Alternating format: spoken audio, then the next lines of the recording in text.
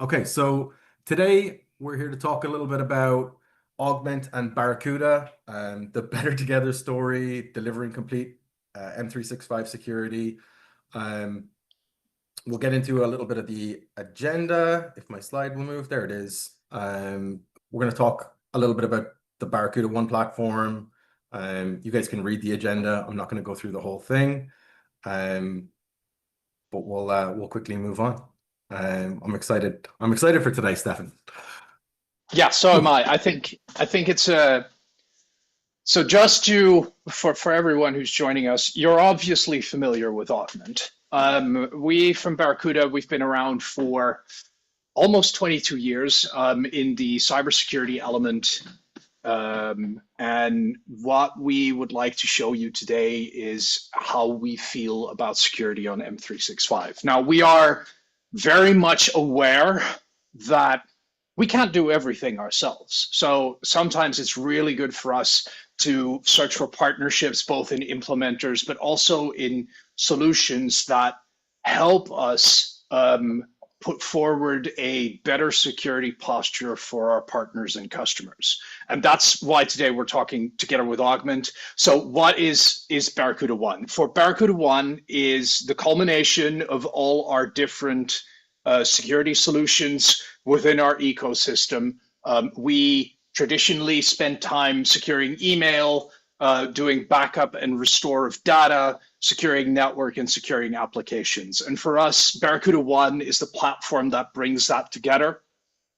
We have a lot of different elements under the various solutions, which we very ingeniously call microservices that allow for instance, filtering malware in email, in data, in network, in application security, but it's all the same service. So wherever something pops up, we'll be able to scan it. So for instance, when it comes in through email or when we restore something from a backup. Underlying all of this, we do detection and response with what we call XDR, which is what we will highlight a little bit later today. But mostly, yeah, what I'm really excited about today is just talking about securing M365 from a broader perspective together with my friends from Augmentt. Stefan, I feel like I missed the trick. I should have introduced you. If you want to give a quick overview of who you are and what you do for Barracuda, that's probably a good thing to Actually, cover. not a bad point, Chris. So my name is Stefan van der Wal, and I'm a huge Barracuda nerd, and that's how I'm helping Augmentt out as well. I have worked in various roles within Barracuda, and I basically support all solutions. Awesome. Thank you for that. And I'm hopeful a lot of people will recognize me, but I'm Chris. I'm the VP of Sales for Augmentt. Cool. So why did we partner with Barracuda? Why did Barracuda partner with us? It's fairly simple, I would say. One, we have a shared vision of what Microsoft and SaaS security management should look like, what the future is. I think we're very aligned in our view of providing the best support and the best experience for our partners and for MSPs. And it seemed like there was a natural product fit, both on Augmentt being more of the proactive side to security and securing the Microsoft environment, and Barracuda providing that reactive model. So, it's almost impossible to secure yourself from every kind of threat. So what do you do when something bad does happen, as it inevitably will, unfortunately? Stefan, anything to add to that? No, I think that's a very good explanation. I did see a quick question pop up that was kind of interesting. So someone has come in from our side, from the Barracuda side. Just to give you a heads up, in a couple of weeks, we will have a webinar for the Barracuda partner base where we'll go deep into Augmentt, just so that you make the best use of your time. We'll definitely go through what the Augmentt proposition is at a higher level, but we'll go way more into detail for the Barracuda folks in a couple of weeks. So with that, I think we should just move along and just take a quick look at what we do together, because it will highlight the story. but it might be more value for your time if you join us on the Barracuda side in a couple of weeks. Yeah, yeah. This Home Alone house, I think, paints a pretty good picture of why we're working together, and yeah, I loved when we were chatting about this. I didn't realize it was actually the Home Alone house, but I love a good analogy. And so when we talk about security, securing your home, there's a lot of similarities between the two. For example, using Augmentt to secure your Microsoft environment, you can set up MFA, you lock the front door, creating different policies and postures allow you to lock the first floor windows, secure the garage, make sure no one gets in through the back door, etc. Right? And then you can kind of take it a level further and make sure that someone doesn't climb up the drain pipe and get in the second story window, and lock the attic windows, etc. We don't want, aside from maybe Santa Claus, we don't want anyone coming down the chimney, so you can light a fire, etc. And really that gives you a very good holistic approach to security, making sure that all of the proactive things that you can do to secure your home or secure your environment are done. But what happens then, right? Is there other things that can happen? And Stefan, I think you added a couple of bits onto this slide. I think this is why the analogy is good. When we look at securing our Microsoft environments, we look at making sure that the locks are on all the doors, the windows, the chimney is covered, which are preventative measures. We make sure that we have those to make sure that someone doesn't go around and mess with them. But another very important part is monitoring your environment. So one of the things that we do as Barracuda is we take a look at what is happening with the environment. Because just because you're prepared against intruders and prepared against thieves does not mean they're not going to try. They're going to try to rattle that door. So we want to have a view on what is happening around the house, illustrated here by these little fashionable cameras. But maybe we also want a backup generator to make sure that the electric locks are working, or how that would in a cybersecurity environment be the backup and restore solution, for instance, for M365. And last but not least, it doesn't matter how good our measures are. If our users just open the door and go, well, go in, go right ahead. So rather than focusing on the element of making sure that all the locks are there, we want to make sure that everyone looks beyond the locks and takes a look at, hey, what else can happen to my environment that would potentially get me in hot water with customers, get me in hot water with regulators? How do we, I'll use the word, holistically make sure that security is taken care of, protecting against intruders, detecting those intruders when they're there, responding to those intruders when they're there by, I don't know, lighting a fire in the chimney and making sure that when they come down that they hit on it.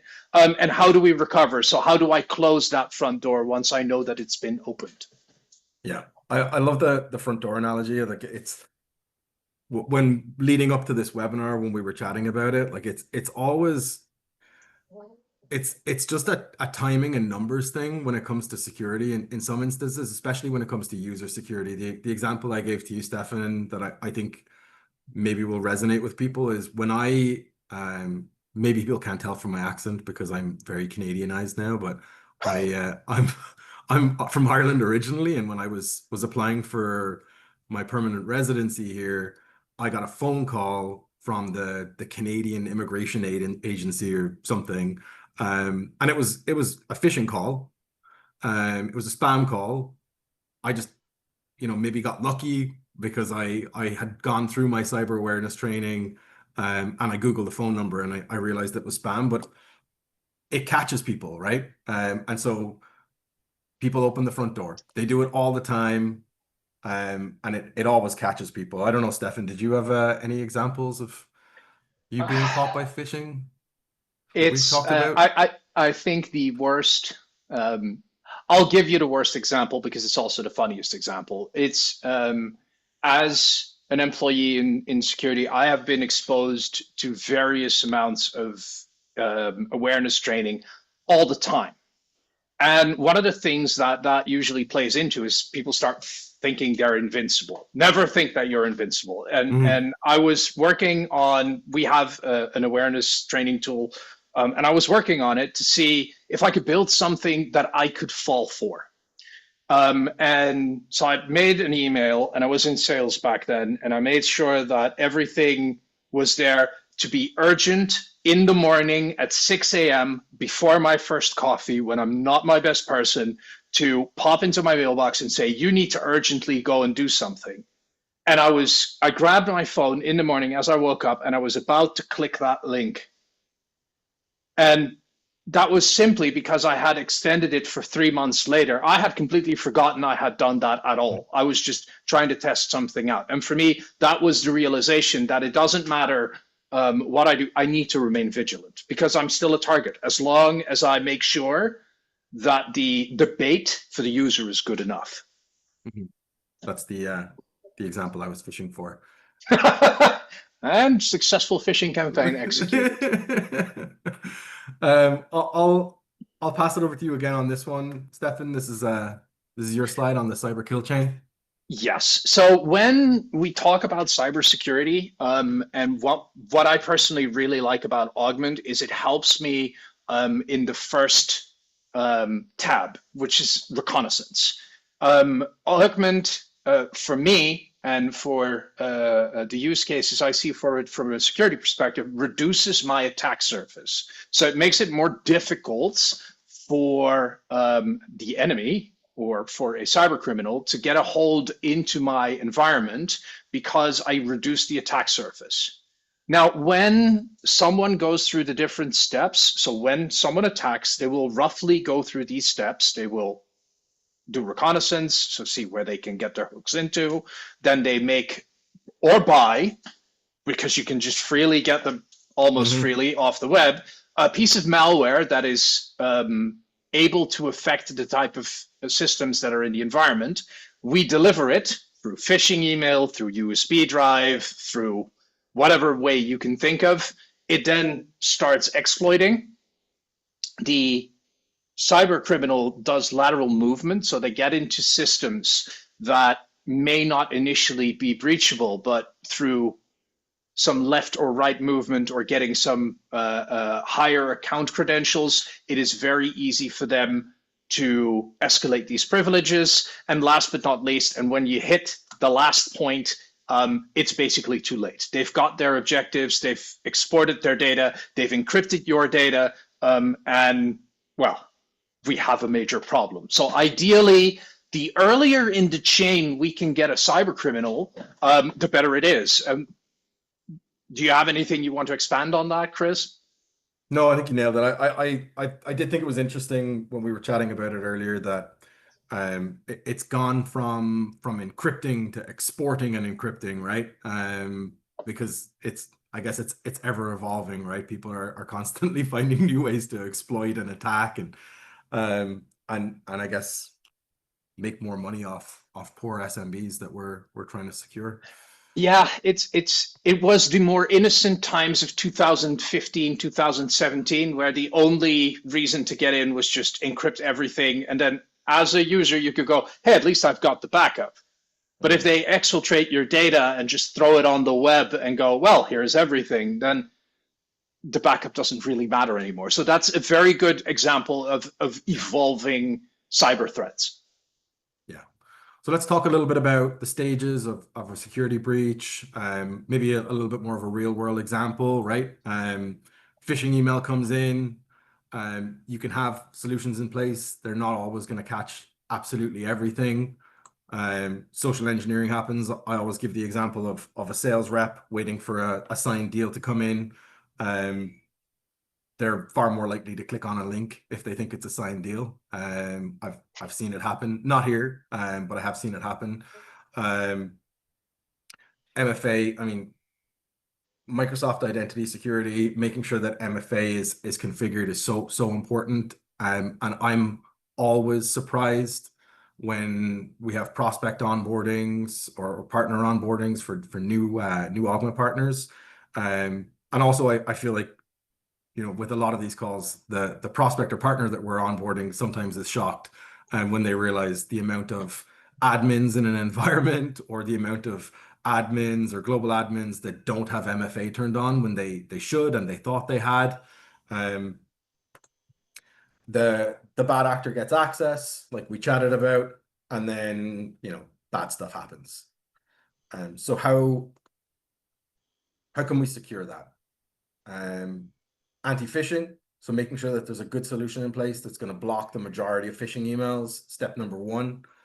Step number two is having good security awareness training, making sure that people are educated. And again, like going back to the fact that it's constantly evolving, it's constantly changing, there's constantly new attack vectors.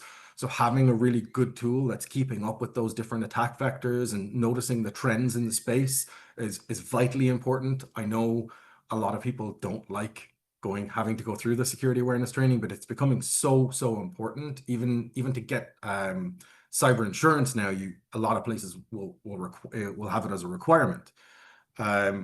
Again, all user accounts have MFA. App security, everything is locked down. You're looking for real-time breaches and threats. And then the last one, again, backup and restore. So I think, again, this is a very good and very real world example of how things can happen and how you can secure it. Why have Augmentt and Barracuda partner together? Well, because we can cover all parts of that chain. And again, that's one example. And Stefan, as we've chatted about it, there's lots of other types of attacks and lots of other ways that you can secure yourself. But I'll leave it to you if you wanted to add anything on this slide. I think you hit the nail on the head with saying, there's definitely a broader scale of attacks that we need to address. The reason I like this example is because it very much just plays into the various strengths. What I know, I know that as a Barracuda engineer, we can do a lot of things on the email and account takeover side of things, right? So I'll make sure that we filter the email, we make sure we get the phishing emails out, we'll make sure that everything happens. And that's technologically, that's fine, but you always have something that you will miss. I don't care how good your solution is.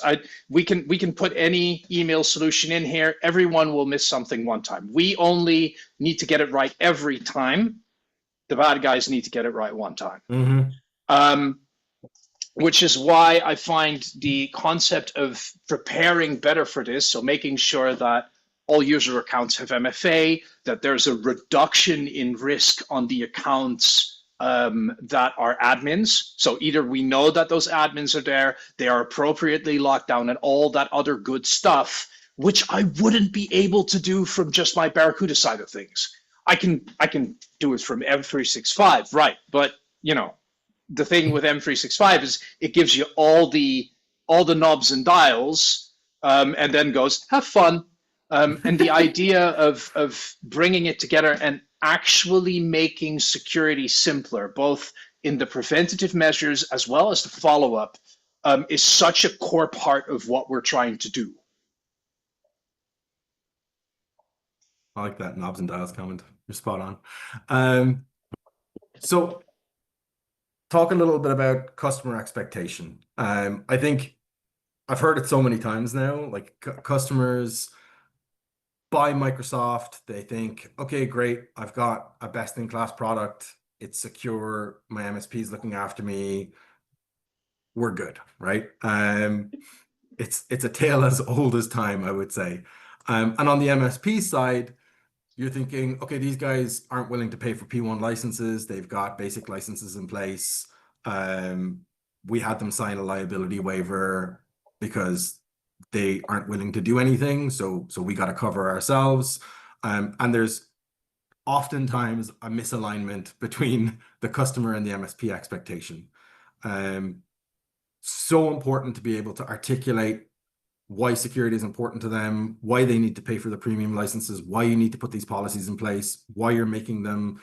Like even signing in for this webinar, Stefan and I were chatting ahead of it, and I had to sign into my 1Password and then re-sign into Zoom, and it's a little bit annoying, but I at least understand why I had to re-sign into everything, because we want to make sure that everything is locked down. So just being able to get people to understand the importance of security is important, or at the very least why they need to just care about it. And then technicians. Again, a good example is Stefan's knobs and dials comment, right? Microsoft is full of them. I remember watching Robbie, our VP of product, go into Microsoft to create a conditional access policy, and I think he logged in 4 times before he even got to the place where he had to set up the policy itself. There's so many different portals, so many different places you have to sign in, so many different knobs and dials, that managing one Microsoft environment is tricky. Managing 6 Microsoft environments is trickier, and is maybe manageable when it's a full-time job and you've got 5 or 6 customers. When it starts to become tens or even hundreds of Microsoft environments, it's completely impossible to even manage them reactively, let alone proactively. So putting a tool in place that allows you to put together a coherent security approach, I think is vitally important. And having a suite of tools that give you a really, I'm going to use this word again, Stefan, a really holistic approach to security. Again, really important. And just to, I guess, tie a bow on it. Again, that's why Barracuda and Augmentt are working together, because we believe we've got that suite of tools that allows you to have that holistic security approach. I'll pass it over to you a little bit so you can talk. I'll pass it over to you, got English, so that you can talk a little bit about the NIST security framework. So for us, NIST Cybersecurity Framework allows us to better explain what it is we're doing with our various tool sets, because it is very handy to help ask partners and customers the questions, okay, what are you doing to identify risk? What is your input? How can we help? We know how we can help, but we don't know if it's a gap within the organization. Then what measures are you taking to protect M365? Are you using, well, you can be using Augmentt to make sure that you have the right security profiles, that they're rolled out over multiple customers. How do you detect that something's happening? Often it is looking at the logs and then making sure that you understand what it means when something gets triggered and how that is relevant for you. I think mainly on the detect side, I've spent some time in reading reports, and then you'd get a whole slew of, well, we detected all these vulnerabilities, and then there were 500,000 vulnerabilities on Linux for a completely Microsoft environment. That is not a detection that's worth your time. So how do you know what's worth your time? And then once you do have an issue that you need to respond to, how do you respond?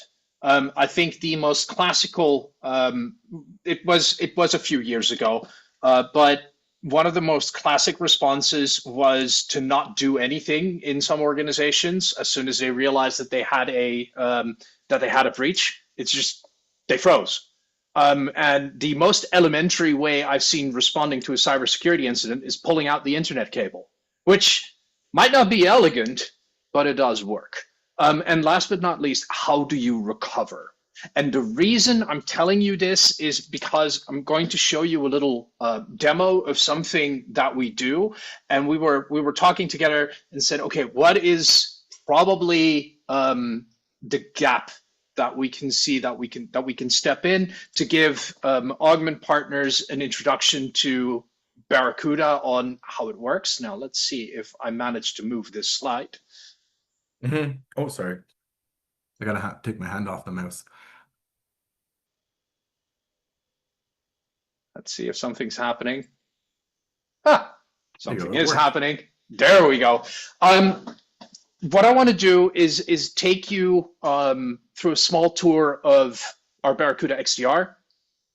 What our XDR is essentially an extension of a SOC, or it can be a SOC on its own, and it monitors the various components of your environment. So it's a 24/7, 365 security operations center dedicated to helping you understand what's important and what you need to respond to. We do that over a large amount of solutions. We do that over email, we do that over endpoint, network, server, and cloud.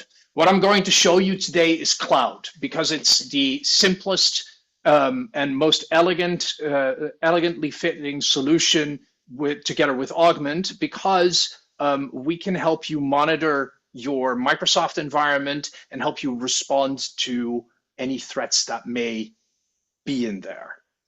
Our SOC is open, which means that we know that everyone already has a slew of security solutions, and we would prefer to integrate with what your customers already have over forcing you to use all the Barracuda stuff. That's a philosophy on our end. We believe that everyone has their own preferred solutions, and using everything from Barracuda, while lovely, would be an absolute illusion. Reason I am going to share my screen is just to talk you through a little bit. And basically it's coming from the element that we say, hey, everyone can use a little bit of help in understanding what is actually happening in their environment and how we can support. Now let's see. There we go. Do I get bonus points if I have to log in again into this interface? See, I think people can mark their bingo cards. Probably do every single one. So when you log in, we have the entire environment monitored in a single dashboard, which again, explaining what we do and how we do it is all part of what's important to you. You can switch between your various accounts here. Cannot do that because this is a demo environment, but one of the things that I want to show you is this is what we integrate with. Yes, our stuff is there, but things like Autotask, ConnectWise, and a slew of other solutions are supported by our SOC. Today, what I'm going to show you is what we do with basically M365. So one of the challenges that we're trying to solve is the staggering amount of logging that you get from your various solutions. So this can just be Microsoft M365 on its own, but it can also be multiple ones. And for us, the difference is quite clear. We have alarms, which is an activity where we go, it might be a risk, but it's always coming from multiple events, and an alert where we have actually reached out to you and said, hey, listen, there's something happening. We need to respond. This is what's going on. So here we have the difference between alarms and alerts, how critical, where they're coming from, what's the top ones, how often do they happen, country, IP, destination IP. And here, let me give you an example of what we would look at for Azure. So this is an Azure-based alert where we say, hey, listen, there was an owner added to a group within the Azure environment. This is something that adversaries may do. This is the user that did it. This is the group that was added. And this is how often it happened in the last 30 days. Is this normal behavior? Because sometimes it's completely normal behavior, it's expected, then we don't want to come back to this again. But if we go back to our example of how users or how cyber criminals get into your environment, they take over a system, they escalate their privilege. This is an important example of escalating privilege. And we basically give you all this contextual information. We also give you the information for nerds, which makes me super happy. But if you are someone that needs to make a snap decision because, hey, wait a minute, it's one of my customers, it's Sunday morning, 2 a.m., I have one guy sitting on the support desk. He doesn't have time to dive into this. Do I think that this is a problem? Yes or no? That's the amount of decision making that you should do, and not necessarily have to go deeper into that. Now I got to scroll all the way up because that one's on me. So here is what we do for M365. We also just monitor it. This is what you're used to as well from what Augmentt does for you, because they will also display, hey, who logged in? Was it successful? Was it unsuccessful? Did they come from a known location? I really like that feature, by the way. But is this something that we believe is okay? The added value that Barracuda brings in this circumstance is not the simple monitoring or the simple displaying of logs. It's when something is in those logs that is worth further inspection, because, hey, we had all these logins. There were, on 12th of March, there were over 200 failed logins. Is that the same account? Did that account have a consecutive allowed login from that location? Is that account then trying to do things in my Microsoft environment? Those are all the different markers that we just want to put in one ticket and go, hey, this is something we need to do something about. We can do automated response. So we can say, hey, instead of you acknowledging that this is a problem now and manually having to take the step, we can fire it automatically. Say, hey, you say, or semi-automatically, you still say it's a problem, we resolve it automatically, or we resolve it fully automatically because this is obviously a compromised account, and we'll deal with it when everyone's back awake. But at least the risk has been mitigated at that point in time. Last but not least, for this part of the demo, I just want to quickly show you our threat advisories, which is essentially this is in normal, relatively normal speak, what it means if a certain advisory is given by a vendor. What is the impact? So rather than the entire amount of technical details that if someone who accesses a Cisco has to flip one bit on the last packet it receives on the management interface in order to break the entire device, it is actually in common, clear language going, well, if you have this and you do this, it's a problem. Which makes it much easier for us to respond to prospective threats that we might not be aware of without the context. And with that, I'm going to give it back to you, Chris. Thank you. That was awesome, Stefan. Thanks. Really not a whole pile to go through aside from that, and a absolutely killer offer that Barracuda have made to our partners. Anyone that's interested, scan the QR code. I promise it's not malicious. It's a legit QR code. You can scan it. Although I have really thought about putting a QR code together as a promotion that says, really, you scan this? But scan it and fill out the form, and Barracuda have graciously offered 6 months of Barracuda XDR for free to our partners. So I'll leave that up for the remainder, and we'll open the floor up to some questions if there was any from anyone that's logged in. I just to be sure, I just scanned the QR code with my completely legitimate personal phone, and it's absolutely fine. Awesome, thanks. Sometimes you have a little trust to get a little trust. Yeah. Okay. Only not many questions coming in, so the only one that I had was people are asking if they can have a demo or a trial before they sign up, and we also had one just what happens after the 6 months, which I think is a fairly standard. If you don't mind taking those on, Stefan. Not a problem at all. Yes. So first of all, we'll be happy to demo this to you. So we'll walk you through the process. We'll walk you through what it means to you. We'll just allow you to ask some questions within the context of your own environment, because we appreciate that detection and response means a little bit different for everyone. And what do we deliver and what can you expect is very important to know. Then the 6 months is no strings attached. And what I mean by that is we will onboard you.